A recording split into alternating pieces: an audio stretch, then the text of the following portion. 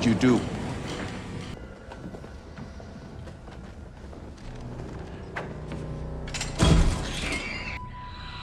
Drop your weapons. Nobody likes a sore loser. So after the elevator scene, we all knew that this blowout was inevitable, because Kirsh and Morrow have been sizing each other up, even when they first met on the Maginot. Anytime they meet, it feels like two predators circling around and waiting to see who'd blink first. So I knew it was only a matter of time before it boils over. And for now, it seems Kirsh is winning, but in the next episode, we'd see if Morrow has any tricks up his sleeves. But what makes this clash so interesting isn't the usual power struggle. This wasn't about brute force. It was about control and chaos. It was about two men who operate on completely different frequencies, finally colliding in a situation where nobody could, bluff their way out. Also, Timothy Oliphant plays Kirsch so well, and same for Babu Cisse, the actor who plays Morrow. Both of them play their roles really well. But anyways, in as much as they're both, slaves to their masters, Kirsch is very cold, strategic, and detached. He's not emotional about the work, and I think this episode also indirectly answers the debate from last week about whether he's also working on his own project on the side or not, which I have a theory about.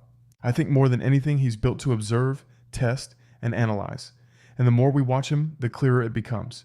Kirsh isn't just doing damage control. He's running an experiment. From the way he watches Slightly and Smee to how he deals with Morrow, it's not personal, it's procedural. Same with Isaac. When Wendy asked him what had happened to Isaac, he said science happened to him. It's almost like he wants to let things unravel a little, just to see how far the variables will go. So whatever's going on, whether good or bad, he has to watch from the sidelines, see it through, and let it all play out. Morrow, on the other hand, comes from a different school entirely.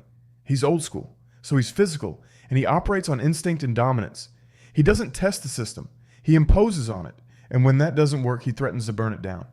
So of course, these two are going to crash into each other one way or the other. They were never built to coexist. Kirsh plays the long game while Morrow pushes for immediate results. One collects data and the other issues ultimatums. So it was never a question of if they'd fight. It was just a matter of what crisis would force them to finally make a move.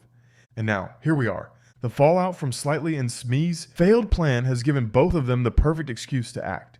Morrow shows up ready to reclaim the asset, and of course he's threatening, aggressive, and laser-focused on his objective. Kirsh also shows up with the chestburster already secured, fully in control, like he'd been waiting for this moment.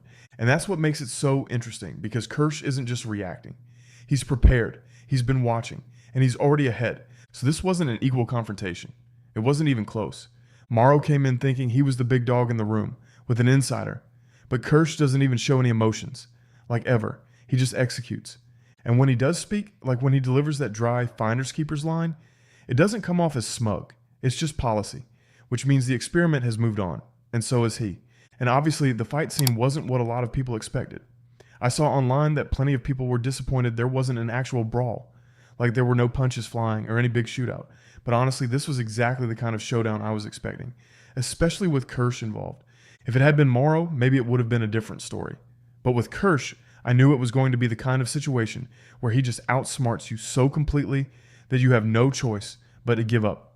Slightly and Smee were pawns, but not innocent. I felt really bad for Slightly this episode because he'd been backed into a very tight corner where he couldn't even catch a break this whole episode. But I still don't think that excuses what he did, because even if they are kids, he should know there are some things you just don't mess with. And the funny part is, they really thought they were the ones pulling the strings.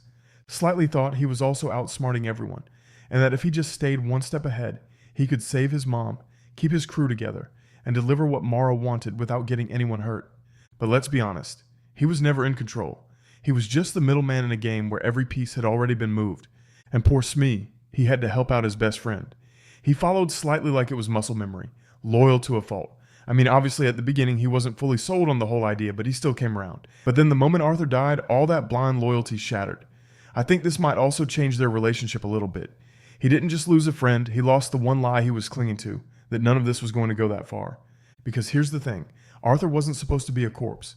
Well, at least not before Morrow had gotten him with either the face hugger on his face or the chest burster still inside him. That was never the plan. Not for Slightly or even Smee. And definitely not for Arthur, who clearly didn't understand the stakes.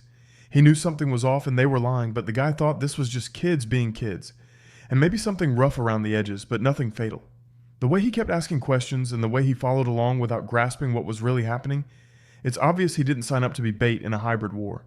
But of course, Kirsch knew everything. He'd been watching, listening, and monitoring the whole time. And obviously, I think that moment at the elevator, when Kirsh met Slightly and Smee, was when a lot of things started to make sense. Because before that, when he was just watching them on the screen, it felt like maybe he was pretending not to see. Or maybe he had his own motives we didn't know about. But actually stepping in, being there in person, and giving them the right place to go, and showing them how fast they can get there, and even telling them they were going to be late, that says everything. It shows that Kirsch was letting the quote-unquote experiment play out. He let them run their plan just long enough to watch it fall apart right in front of them. And let's be real, Morrow thought he was the one using the kids to get the specimen, which was his main priority, and then of course, lure in Kirsch. But the joke's on him, because Kirsch wasn't reacting to anything. He was collecting data and he had already seen enough. The trap was already set. I think another interesting thing about this whole encounter is that Kirsch didn't show up to stop anything. In fact, he showed up to confirm what he already knew. Also, this wasn't a rescue mission or some coincidence, because if something had happened to Slightly and Smee, he'd said the same thing he said about Isaac, that science happened to them. If anything, this was a counter-operation, one he had set in motion long before Morrow ever touched down, because we all knew Kirsch was watching everything, listening in, and studying their moves like test subjects. From Slightly's secret conversations to Morrow's threats, Kirsch let all of it play out. He didn't interfere because that wasn't the point. He wanted to see what they would do when no one stopped them. And that's how he works. Kirsch isn't built to prevent chaos. He's built to understand it. I also think his instincts are experimental. So he's not reacting, he's observing. And everything is either a variable to test or a data point to log. Even the lives at stake don't pull him off course. That's why when he finally walks into the scene, he's not panicked. He's prepared. The chest burster is already secured, locked down like he's done this 100 times. And honestly, maybe he probably has. This wasn't improvisation. This was orchestration. And now that he has it, the next phase can begin. Morrow's power play crumbles. Morrow said this isn't over, which I agree because I think it's about to get way messier. Even Kirsch says that nothing ever is, because seriously, nothing ever really is over. Morrow was blindsided this whole time. He walks into the standoff like a wrecking ball, barking threats, and dragging Slightly by the collar, and pushing everyone around like it's still his game. But the truth is, the game ended before he even showed up. He tries to make a scene, thinking that Slightly was in on this, but we all know he wasn't.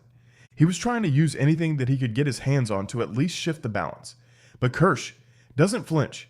He doesn't even raise his voice, because he doesn't need to, and because Kirsch already has the upper hand. The creature is contained. The experiment is complete for now, and every single person in that room is already beneath his thumb. So whatever Morrow does, it'll be like yelling at a wall that stopped listening hours ago. That's what makes the moment so brutal. Morrow came to dominate, but Kirsch came to conclude. And my favorite line this whole episode is, "No one likes a sore loser." It's not a joke. I mean, his expression is not giving someone who's messing around. It's a verdict, and a quiet, surgical line that closes the book on whatever authority Morrow thought he had left. And of course, in clear Kirsch style, he doesn't even say it with smugness. There's no gloating, posturing, or even a celebration. Kirsch just ends the conversation, like he's already thinking about the next problem to solve. Because that's the thing. This wasn't a standoff. It wasn't even close. Morrow came in swinging, but Kirsch never had to swing back. He didn't fight harder, because he didn't have to. He just let Morrow burn out. And when it was over, the one left standing wasn't the louder man. It was the one in control the entire time. This was a takedown. And now that the power's shifted, we have to ask, what's Kirsch going to do with it? This was just round one. So do I think this is the end of their brawl? Obviously not. Even Morrow said it, and also because as much as Kirsch just dismantled him, this never felt like a final battle. It felt like an opening move. Kirsch didn't stop the pain. He studied it. He let Slightly suffer all this while, and he let Morrow frail. And of course he allowed the whole experiment to play out. Not to stop it down the line, but to learn from it. And that's how he operates. He collects data, and he watches how people break. And now that he has what he needs, he's moving on, already thinking 10 steps ahead, while the rest of them are still recovering from the last blow. But don't mistake that cold efficiency for safety. If anything, it's more dangerous. Because this wasn't just Kirsch winning. It was the beginning of something much bigger. The moment when chaos clashed with control, and strategy came out on top. Morrow wanted to intimidate his way through this. Kirsch just let him, and walked away with everything. And yet, something tells us Morrow's not going to let that slide. This war between enforcement and experimentation, and between muscle and mind, is just getting started.